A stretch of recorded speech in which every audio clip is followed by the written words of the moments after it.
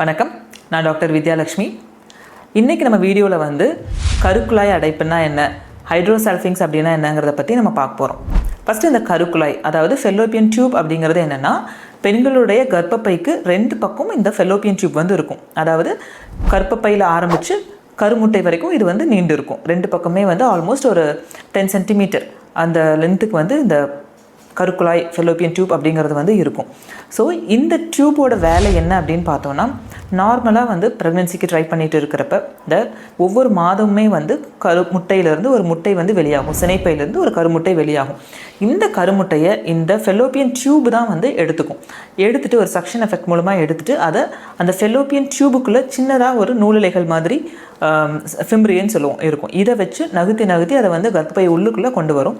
அது மட்டும் இல்லாமல் விந்தணுக்களையும் இந்த இந்த கருமுட்டையை நோக்கி கொண்டு வந்து அந்த முட்டையும் விந்துவும் சேர்ந்து கருத்தரித்தல் அப்படிங்கிறதே வந்து இந்த ஃபெல்லோப்பியன் டியூப்ல தான் நடக்கும்.